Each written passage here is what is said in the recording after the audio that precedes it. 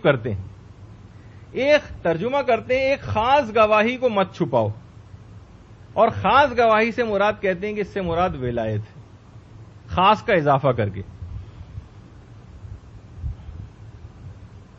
تو بہرحال یہ ایسے ہی ہے جیسے ہم کہیں گے سورہ والعصر جو ہے ان الانسان لفی خسر، اس سے مراد وہ خاص انسان ہے، جبکہ اس آیت کے اندر تو وہ خاص انسان نہیں بتایا گیا۔ تو یہ اپنی طرف سے آپ یہ کہہ سکتی ہیں کہ آپ نے کیسے کہا کہ خاص گواہی کو چھپاؤ، یہاں پہ بھی گواہیوں کو چھپانے سے مراد وہ عمومی گواہیاں ہیں، اس کا ولایت علی سے براہ راست اس کا ویسا کوئی تعلق نہیں کہ اس کو نماز میں تشہد میں پڑھنے کی دلیل کے طور پر پیش کیا جائے، لیکن ظاہر ہے کہ عام عوام کو بہکانے کے لیے اسی قسم کی باتیں ہوتی ہیں۔ تیسری دلیل دیتے ہیں کہ اپنی نمازوں کو نہ زیادہ بلند آواز سے پڑھو اور نہ بالکل آہستہ، بلکہ درمیانی راہ اختیار کرو۔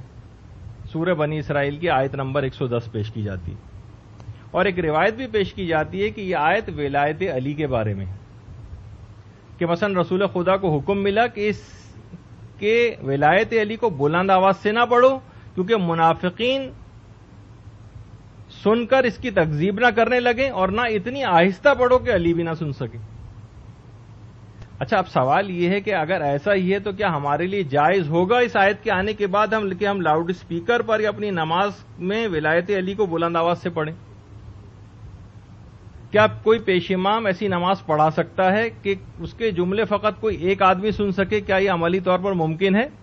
یعنی وہ اعلان کہ جو کہ ذو العشیرہ کے اندر ہو چکا تھا، تو بعد میں اس کو چھپانے کا کیا سوال پیدا ہوگا کہ جو ہے منافقین نہ سن سکیں اس کو، کہ وہ تکذیب کرنے لگیں، اور اتنی بھی آہستہ نہ پڑھو کہ علی نہ سن سکے۔ تو یہ اس قسم کی اس میں بھی کہیں ایسا نہیں ہے کہ جس کے اندر تشہد کا براہ راست طور پہ یہ بات کہی جائے کہ تشہد میں اس کو پڑھنا ضروری۔ پھر اس کے بعد چوتھی دلیل دی جاتی ہے احتجاج طبرسی کی امام صادق کی روایت، اللہم صلی علی محمد وعلی محمد،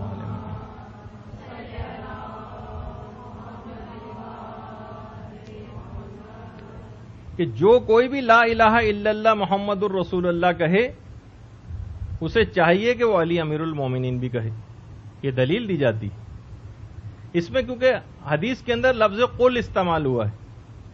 تو دیکھیے قل جو آیا ہے نا، قل کے معنی عربی میں کہنے کو بھی کہتے ہیں اور اعتقاد کو بھی قل کہتے ہیں۔ مثلا اردو میں بھی آپ نہیں کہتی کہ میں اس بات کی قائل ہوں، اس کے معنی بھی ہوتے ہیں یعنی میں اس بات کا عقیدہ رکھتی ہوں۔ مثلا یہ بہت سے علماء کہتے ہیں جیسے قل هو اللہ احد کے اندر جو قل آیا ہے نا، اس کے معنی یہ نہیں کہ کہہ دو، بلکہ اس کے معنی یہ ہیں کہ اس بات کا بھی یقین رکھو کہ اللہ ایک ہے۔ اچھا، یعنی اس حدیث کا مفہوم یہ ہے جو بھی حدیث آپ کے سامنے آئی کہ جو شخص بھی لا الہ الا اللہ محمد رسول اللہ کہے، یعنی جو اس کا اعتقاد رکھے، اس کو اس بات کا بھی اعتقاد رکھنا چاہیے کہ علی امیر المومنین۔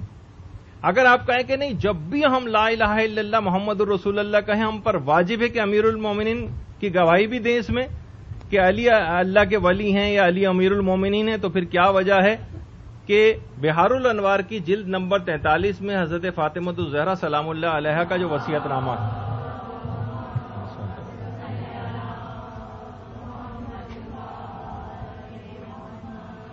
کا جو وصیت نامہ ہے، اس میں یہ بات، اس میں شہزادی نے فرمایا بسم اللہ الرحمن الرحیم، یہ فاطمہ بنت رسول اللہ کی وصیت ہے کہ وہ گواہی دیتی ہیں کہ لا الہ الا اللہ محمد الرسول اللہ، اور اس کے بعد اور یہ کہ جنت حق ہے اور جہنم حق ہے، اور اس کے بعد پھر ایک پورا طویل سلسلہ۔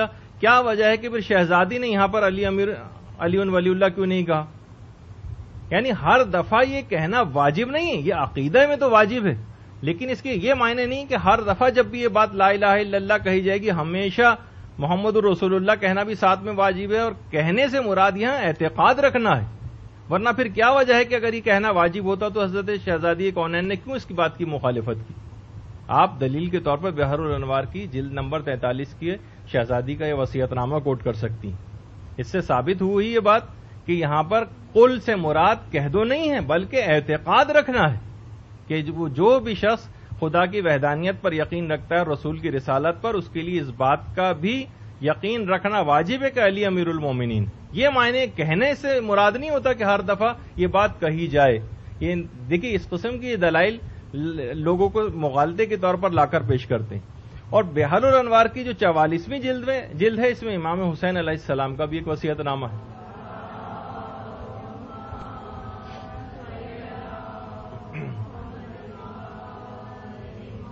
اس میں بھی امام حسین نے فرمایا کہ یہ حسین ابن علی کا وصیت نام ہے اپنے بھائی محمد حنفیہ کے نام، اور حسین گواہی دیتے ہیں کہ لا الہ الا اللہ محمد رسول اللہ۔ اس کے بعد بہت سارے عقائد کا اظہار کیا، لیکن فوراً بعد علی امیر المومنین نہیں کہا۔ تو اگر یہ کہنا اس لحاظ سے جو وہ دلیل پیش کرتے ہیں کہنا واجب ہوتا، تو ایک واجب کی مخالفت شہزادی کونین اور امام حسین نے کیوں فرمائی؟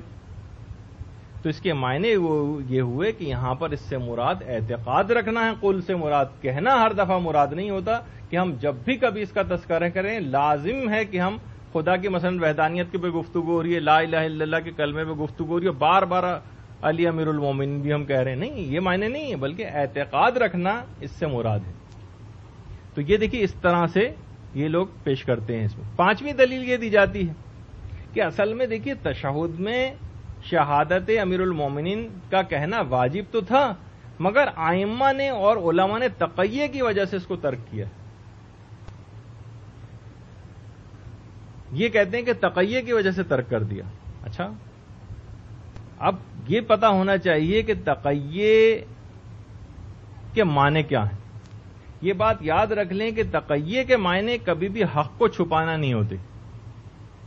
تقیہ کے معنی حق کو چھپانا نہیں ہے، بلکہ حق کی حفاظت کرنا ہے۔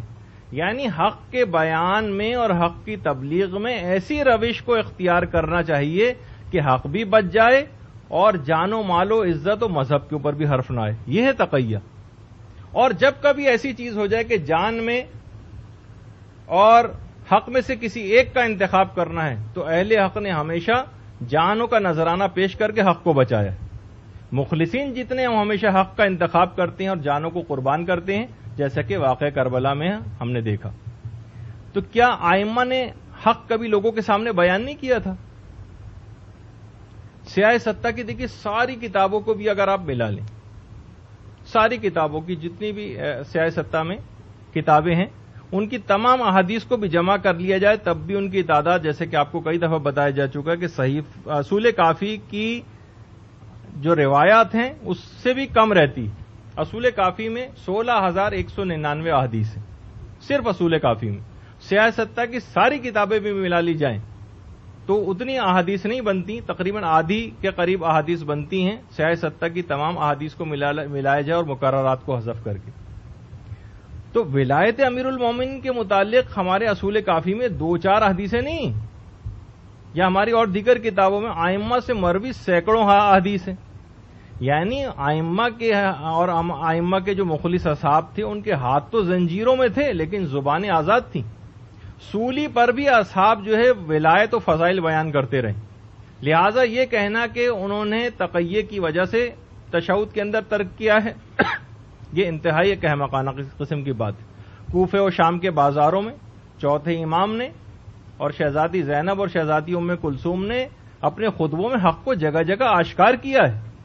ائمہ تقیہ کی حالت میں تھے مگر ہر حال میں حق کی حفاظت ضرور کرتے تھے۔ تقیہ میں بھی کیا وجہ ہے؟